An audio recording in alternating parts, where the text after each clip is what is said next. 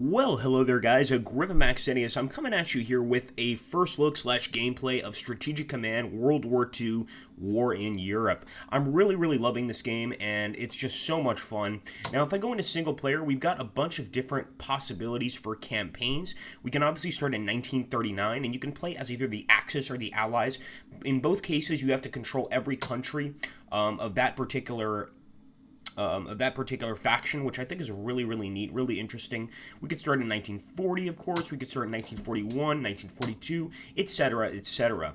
Now, what I think I'm going to show you guys today is Storm Over Europe, which is the 1939 campaign onwards throughout the entire war, and we're going to try to take over Poland for this Let's Play. I think it's a pretty, well, not necessarily easy, but a pretty fair gameplay video to show you guys, to give you an idea of what to expect when playing this game.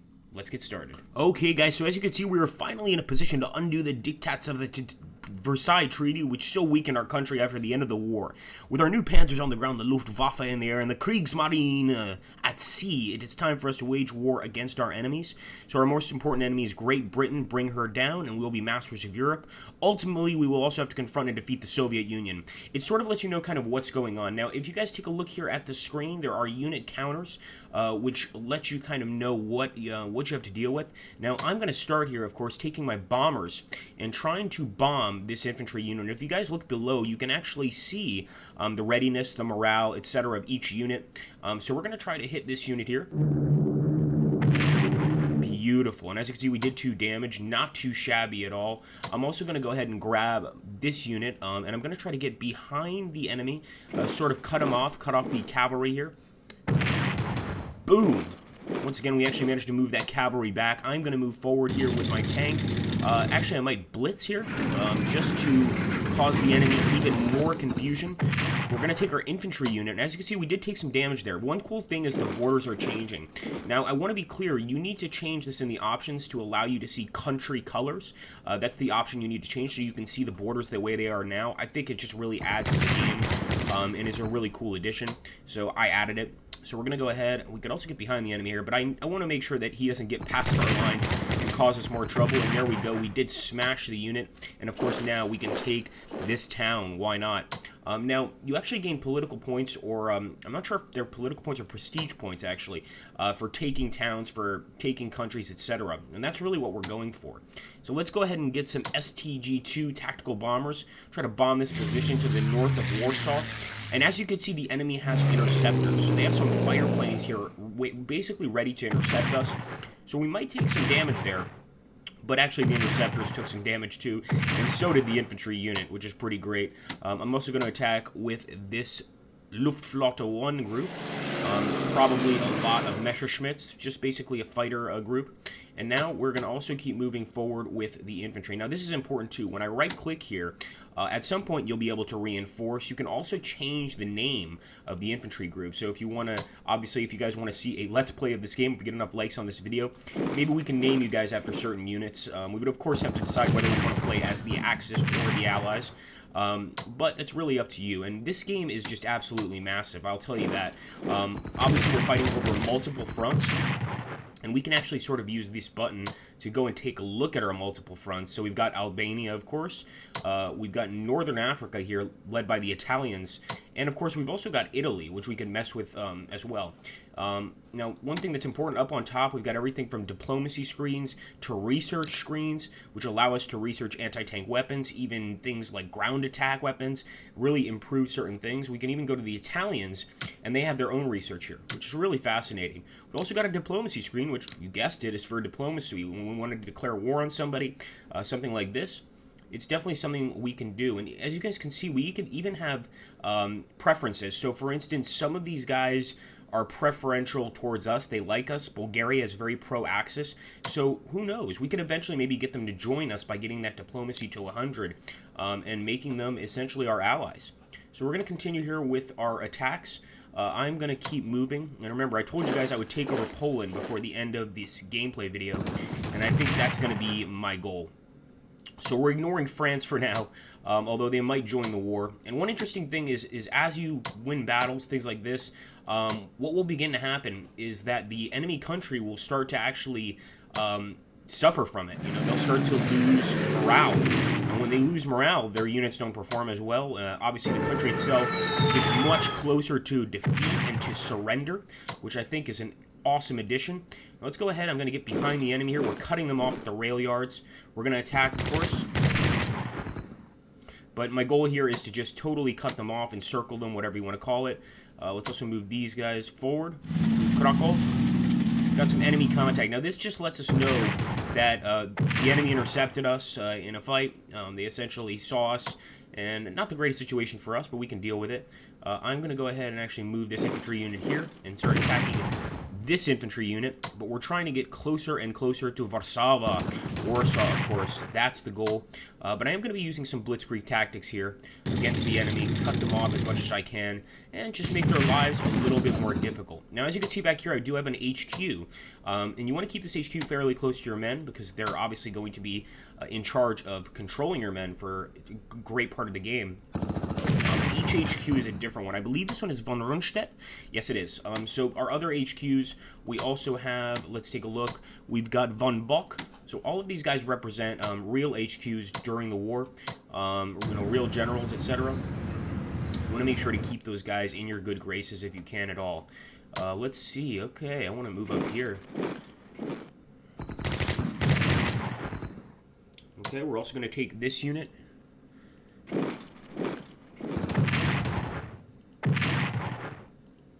And, of course, we've got another infantry unit, which I could move back, but I think we're just going to stay right here and keep attacking the Karpali army, the Polish Karpali army. And actually, they managed to defend pretty well there. So let's grab this unit, the 14th Army. And this is another thing. At some point in the game, you're probably going to want to purchase new units. This really depends on the amount of points you have. And eventually, when you can purchase these units, you're going to have a purchase button, of course.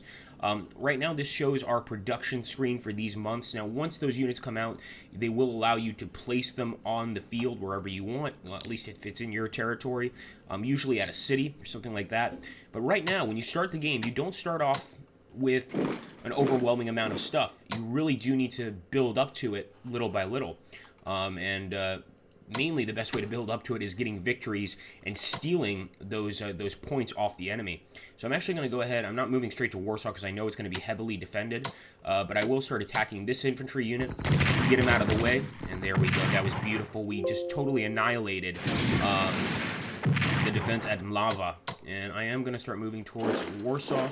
Now, I haven't been playing this game for too long, but I think I've been playing long enough now that I'm getting close to Warsaw a lot faster. Before it would take me a few turns. This time, I think it might take just 2, maybe 3. But last time it took me 4 or 5, something like that. I don't think that's going to be the case here. Let's move this infantry unit here. Now, I don't like that guy being behind our lines, but there's not really much you can do, let's be honest. We also have, obviously, a bunch of men here on the French front lines. In fact, I want to go ahead and move them there on the Siegfried line, make sure that the enemy doesn't mess with us. Now, right now, France is not our enemy. This game is very much like the war itself, and events are going to occur, and we're actually probably about to see some of those events after we end our turn. So let's do that, and yes, we do end our turn. And as you can see, Polish morale suffers from battlefield losses. I love these pictures showing us that the Polish are, obviously trying to kind of retreat here. A bunch of Polish soldiers and officers. It's just very fascinating stuff. Okay. Lieutenant General Clunen's 7th Flieger Division is a partially formed and trained unit of paratroopers. Despite its incompleteness, it could be used at the latter stage of the invasion of Poland or in an early attack on France. Alternatively, we could allow it to complete its training and formation, in which case it will deploy at full strength at Hamburg at the end of this year. You can see that these armies take a while to build. It's not just like a, next turn you get an army sort of thing. Would I like to deploy the understrength and partially trained right now, or let it complete its training by selecting no? I'm going to let it complete its training. It's just what I think is right at this particular stage. Alright, United Kingdom declares war on Germany, so now we know that the British are at war with us. France declares war on Germany, the French are at war with us, and we don't have many men on that front, which means we need to take Poland quickly. And once we take Poland, we can send that army, all those armies over to France. But I'm not going to be attacking anything in France right now. I'm going to be very, very careful.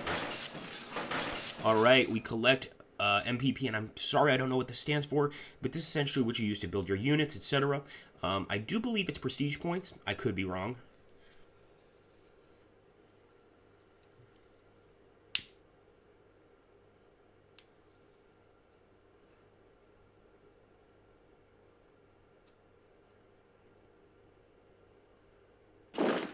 Okay, some of the Polish are moving back, and they're moving back, I think, to defend Warsaw. Warsaw is definitely going to be the place that they need to defend, or else we are going to attack and pretty much destroy them, finish them off totally, and that's not something that they're looking forward to. I'm almost certain about that.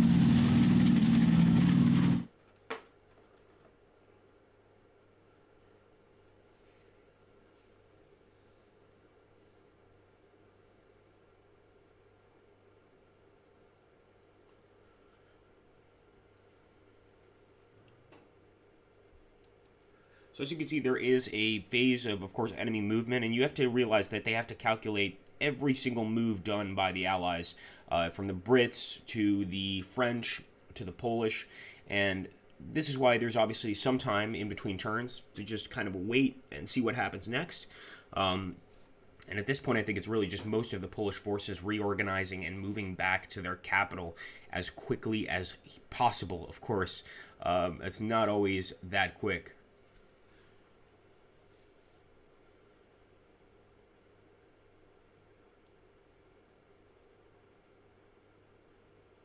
Okay, here we go. Canada declares war on Germany. That was a bit early.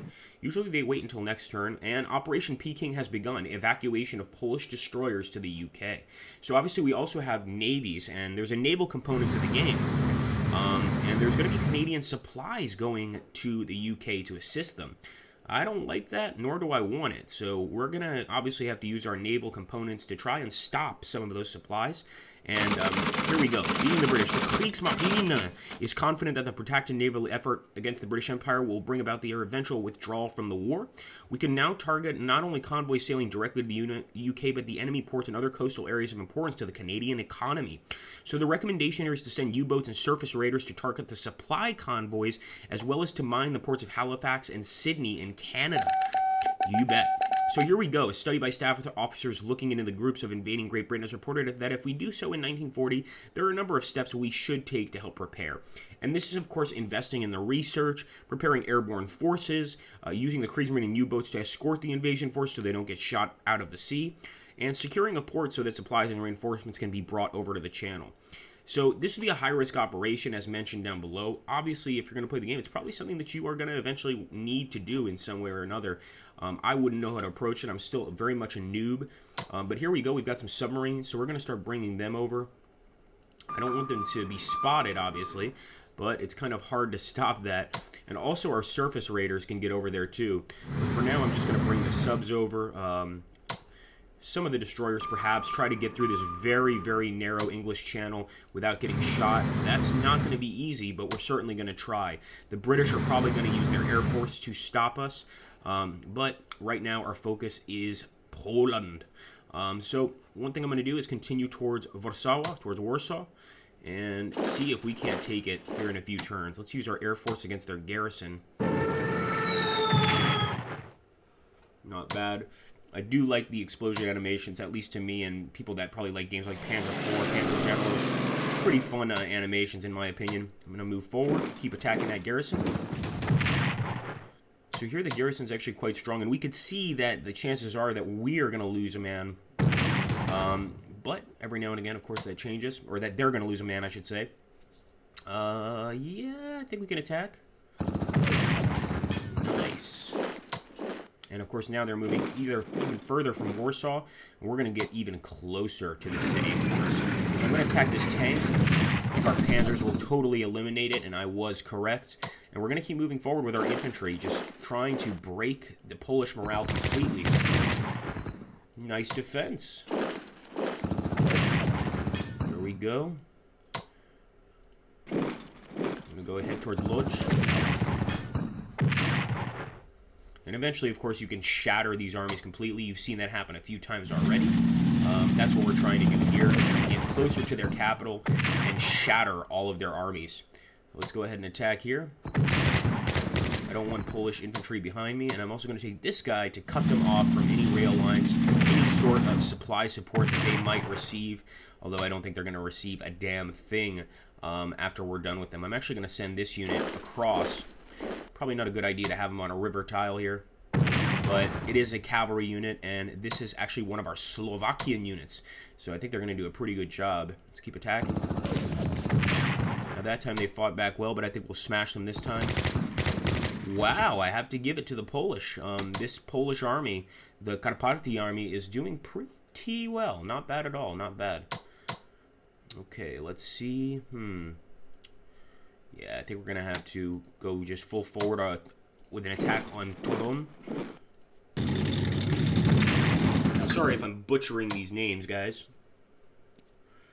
And as you can see, some tanks can attack 2 times in 1 turn. Pretty awesome advantage there.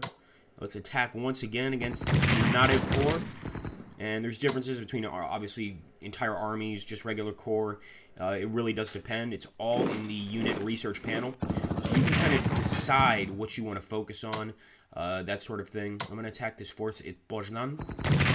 Did we use our bombers yet this turn? I don't remember using them. Now, these bombers can reach all the way to Warsaw, so I want to probably send them there to start weakening the defenses. But of course, we might have some enemy interceptors there messing with us. Let's take a look. Okay, I think that's pretty good. And we're going to bomb Warsaw directly.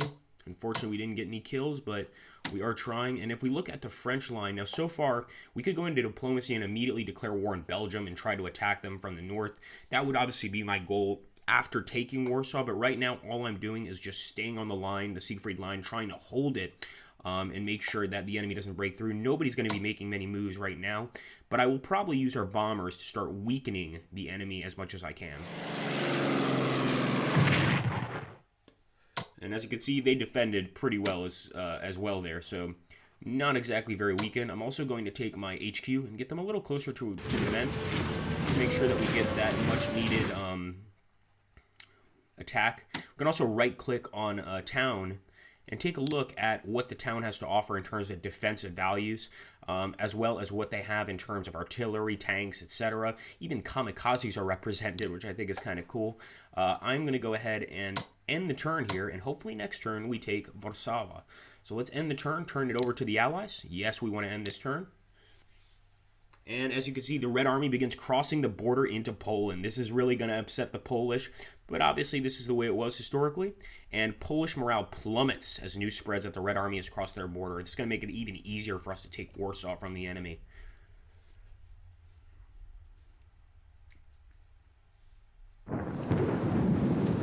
Alright, Gniezno hit by rough seas. So even weather is represented in this game. I even remember having a game where it was raining. And of course, it was a lot harder to move my troops, because things get muddy, things get nasty, vehicles can't move as quickly, men have to deal with all of the rain. So pretty interesting in terms of the rough seas, which can affect your ships as well, and affect the movement of your ships. Let's see what they do here near Warsaw. I don't think there's much they can do, and I think we pretty much can take it next turn. I certainly hope so. I'm going to use all of my bombers to hit that area and put as much pressure on it as I can.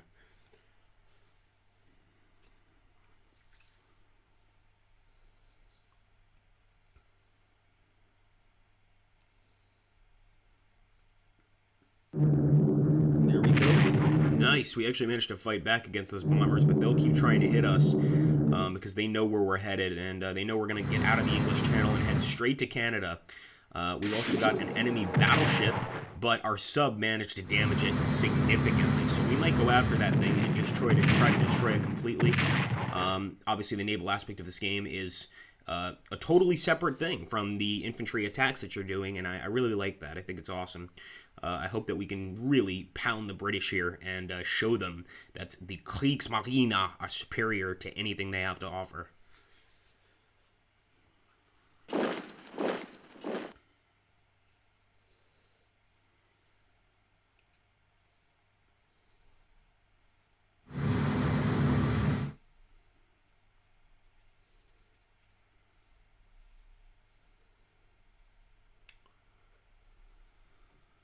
Okay, guys, the British Expeditionary Force arrives in France. Obviously, that's bad news for us. But, maybe we can have another Dunkirk if it ever comes to that. Obviously, if you guys like this video, you like this game, you want to see more of it, hit that like button so that I get the message. And we will very possibly do a campaign here in the game. So yes, the British Expeditionary Force arrives in France. We sort of knew that was going to happen. And now let's turn our attention once again towards Warsaw. So I'm going to be just bombing continuously here and trying to break, obviously, Warsaw completely, because I do want to take over. So this plane is too far to damage, and actually, as you can see, we could also damage cities. So you can actually bomb cities directly if you need to do that. But we need to get this guy closer if he wants to be able to attack Warsaw, and he's going to have to wait a turn because, you know, he had to move. He's not close enough. So we're going to keep moving into the city, of course, try to take the city. And let's see, first of all, I want to get rid of this unit right here.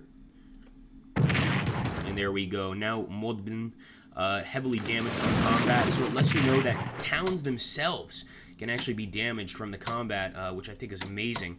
And I'm going to move this guy out of the way, hoping that I can get this guy a little bit closer. We might have to be kind of patient, unfortunately, before we take Warsaw, but I'm going to bomb it with everything I have, because I want you guys to see what happens when you take a country over, and it becomes yours.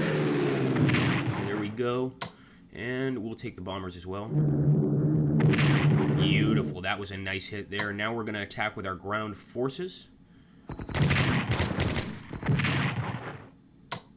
And another attack should finish them off completely. Okay, so it looks like we're going to have to wait a turn or so before... Nope, we can go in with our tanks. Beautiful. The panzers are now in Warsaw. Beautiful, very good. So I'm going to keep moving forward, try to finish off this cavalry. And of course, we totally annihilated them. Now, at this point, we're going to end the turn so you guys can see what happens when we take a country. Obviously, taking the capital is a good way to take over the country itself. But you always want to make sure, you always probably just want to kill some stragglers before you end that turn. Boom, you are gone. Let's also go ahead and check out our subs, etc. So I'm going to use my sub to attack this British heavy cruiser, the Suffolk.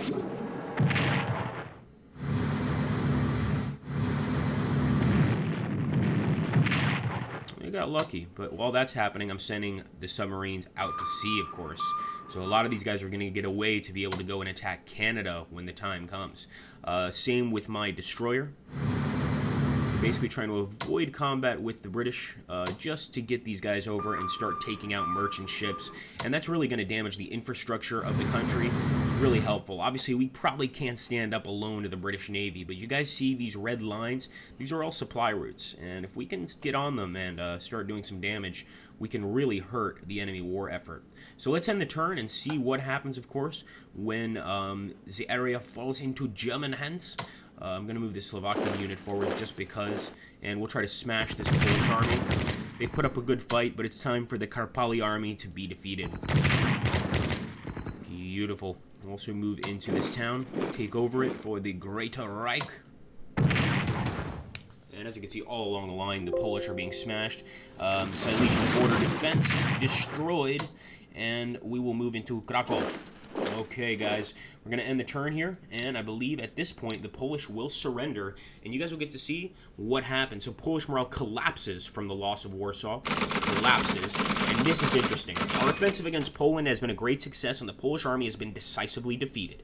Molotov, the Soviet foreign minister, is now urging us to pull back to our previously agreed partition lines and honor the non-aggression pact. So we could either honor the non-aggression pact, or we could say no, basically keep the territory that we have now, which is a lot more than what we would otherwise have, and make the game very different, maybe even going to war with the Reds immediately.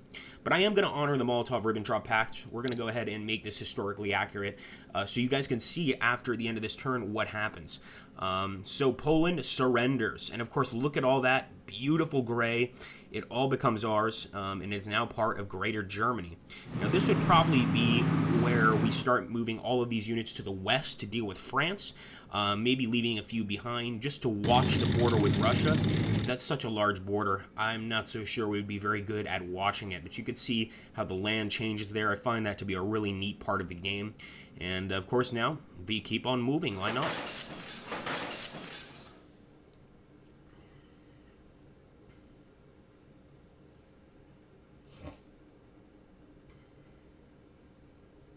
All right, France bans the Communist Party and arrests thousands of militants.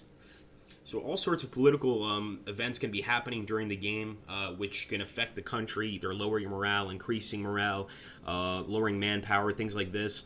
Right now, of course, we probably want to move to France and at some point declare war on Belgium so that we could crush Belgium and move through France while avoiding the Siegfried Line, because it's not going to be easy to break through there. Absolutely not easy. And here we go. What is this German cruiser going to do? Or this British cruiser going to do, excuse me. Well, they're definitely going to try to bomb us so that we can't destroy their cruiser, and they might succeed. Losing a battleship, yeah, we just lost it. It's a pretty big deal. But we got the rest of our guys out of there, and they're headed towards Canada. That's what we wanted, so I'm not too concerned. It's also not the only naval forces we have.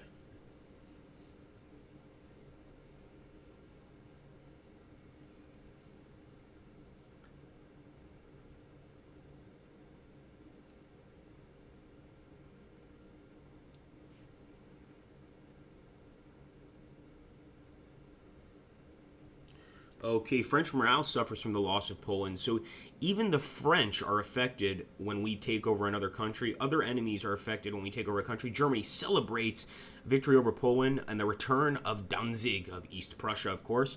British national morale is boosted by the decisive action to occupy the Irish ports, and Eamon de Valera is not happy about that, so the Irish are a little upset. Who knows, maybe later you can actually have them join you. The British occupation of Irish ports causes some anger in the USA.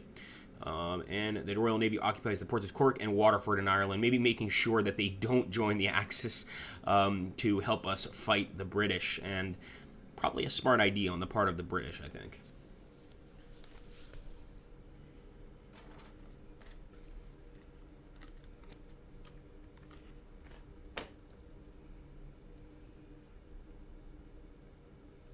Okay, Nassau battlecruiser sunk, and there we go, guys. That's the military activity summary. Now that the Polish campaign is over, we have an opportunity to adjust some details of the Molotov-Ribbentrop Pact. It is proposed that we offer to transfer Lithuania from our sphere of influence to that of the USSR's.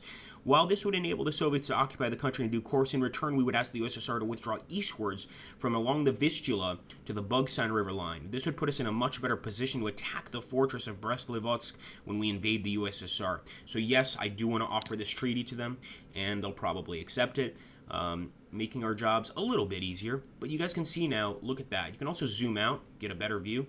But we are in command of Poland, and at this point, like I said, our next step would be to move westwards and try to get towards France to be able to start the attack there. I probably would declare war on Belgium and try to move through Belgium first, but it's really up to you.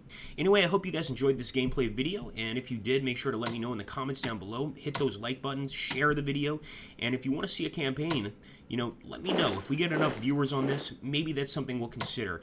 I will warn you guys that, though, that Strategic Command is a major game. This is a huge game, and a campaign could take hundreds of turns. I don't even know how many turns it could take, but quite a few. Let's put it that way.